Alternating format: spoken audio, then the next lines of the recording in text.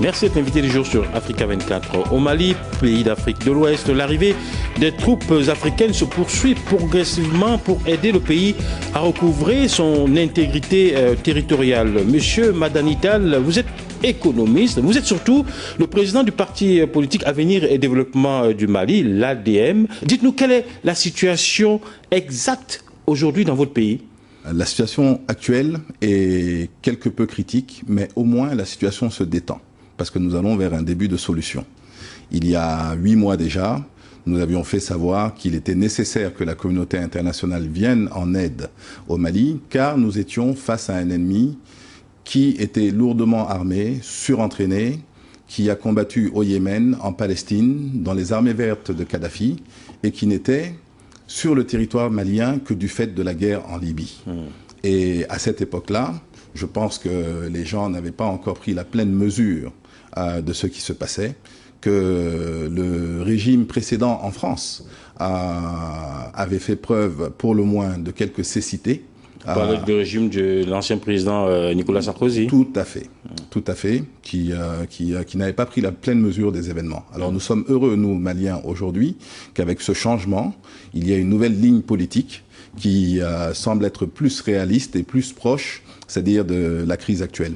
Aujourd'hui, il va de soi que dans les 45 prochains jours, les villes principales du Mali seront reconquises. Alors vous parlez de Gao, de Kidal, de Tombouctou et de Kidal. Oui, c'est ça. Alors tout de même, Monsieur Tall, les troupes françaises épaulées par les forces africaines et les forces maliennes aussi, bien sûr, puisque les forces maliennes font partie des forces africaines, semblent confirmer leur reconquête progressive du terrain.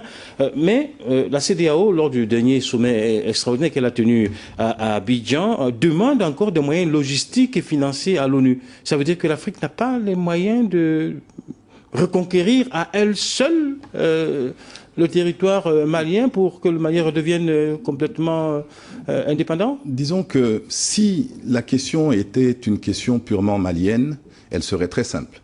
Mais il s'agit d'une crise qui déborde les frontières du Mali. C'est pour ça que je parle de l'Afrique en général. De l'Afrique en général. Oui. Et cela confirme que le Mali seul ne pouvait faire face à tout ceci. Mais comment est-ce que le Mali a pu tomber finalement si bas?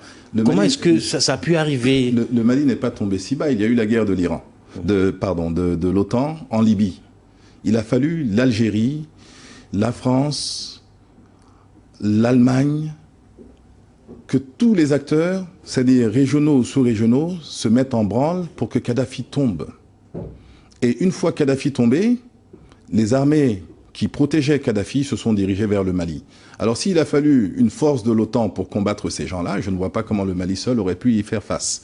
Aujourd'hui, encore, et je tiens à préciser que c'est plutôt les forces armées maliennes, supportées par les troupes alliées, qui mènent le combat. Ah oui, les forces armées maliennes, on sait très bien qu'elles n'ont pas les moyens. Mais vous avez pu constater que le gros du travail a été fait par l'aviation. Et que nous ne disposons pas effectivement des moyens logistiques qui nous permettent, c'est-à-dire de faire face à cette bande armée qui est étrangère, il faut le rappeler, parce que ce sont des Libyens pour la majeure partie, qui sont rentrés sur territoire malien et qui ont bénéficié du soutien d'une partie de nos frères maliens qui se sont constitués dans le MNLA, qui, avant leur arrivée, n'était qu'un mouvement virtuel. Alors, puisque vous parlez du MNLA, il y a quelques jours, les Touaregs qui demandent maintenant à apporter leur appui justement aux forces africaines et françaises et aux forces françaises pour pouvoir justement libérer le Mali. Ça vous fait sourire, pourquoi? Oui, parce que même en temps de crise, il y a quelques anecdotes amusantes comme celle-ci. Le MNLA a montré son incapacité au cours de ces 8 derniers mois à se débrouiller sur le terrain. Ils n'ont pu rentrer dans Gao, Tombouctou et Kidal parce qu'ils étaient accompagnés d'AQMI et d'Ansardine. Une fois qu'ils se sont dissociés militairement de AQMI et Ansardine, ils sont devenus quantité négligeable et ont été obligés de fuir dans les camps de réfugiés. Donc, je ne vois pas comment ces mêmes personnes pourraient aujourd'hui, c'est-à-dire être d'une quelconque utilité, c'est-à-dire dans la libération du nord du Mali. Alors, quelles sont vos propositions, vous, en tant que président de l'ADM, donc Avenir pour le développement du Mali, ce parti politique, pour sortir définitivement de cette crise? D'abord, il faut poser un premier problème. Est-ce qu'il est possible qu'il y ait un État Touareg au Mali? Okay. Et vous répondez? Je réponds non.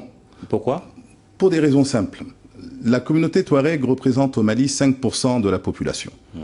Elle représente, dans les régions du nord de notre pays, 17% de la population. Donc pour qu'il puisse y avoir un État Touareg, il faudrait que 87% de la population n'ait pas le droit de voter. Ça veut dire que les Songhai, les Peuls, les Bozo, les Bella, qui se trouvent entre Gao, Kidal et Tombouctou, vivraient un apartheid qui ne dirait pas son nom. Et au-delà de cela, même si l'on se concentre sur la seule région de Kidal, et que l'on dise, nous allons faire un État Touareg à Kidal, mais le MNLA, il est composé principalement de Touareg Iforas, qui ne représentent pas la majorité des Touaregs. Pourquoi est-ce que vous ramenez la question malienne à la question ethnique? Alors que de 1991 à 2010-2011, le Mali a vécu avec ces différentes composantes. Tout à fait. C'est parce qu'il y a une composante de la société malienne qui est en mal de vivre et qui tend à fracturer la cohésion sociale de notre pays. Nous sommes un pays multiethnique, multiculturel, multicommunautaire, qui avons appris à vivre ensemble au cours de nos 1000 années d'histoire. Mais il se trouve aujourd'hui que, pour une raison ou une autre, il y a des gens qui estiment que le développement ne les touche pas, mais c'est valable pour les personnes qui se trouvent à Caille. Dernière question, M. Tal. Est-ce que le Mali a encore un quelconque avenir? Mais bien sûr, le Mali, vous savez, est une terre éternelle, comme la plupart des autres terres. Je pense qu'aujourd'hui, la guerre va finir tôt ou tard, puisque bon, il n'y a pas de guerre qui ne finisse pas. Et nous pensons déjà à l'après-guerre. J'ai discuté avec un vieux monsieur ici, il y a quelques jours, qui me disait, vous ne pourrez faire l'économie d'une assemblée constituante qui irait vers la refonte de vos institutions et même sans doute de votre constitution, afin qu'elle prenne en compte les aspirations du peuple.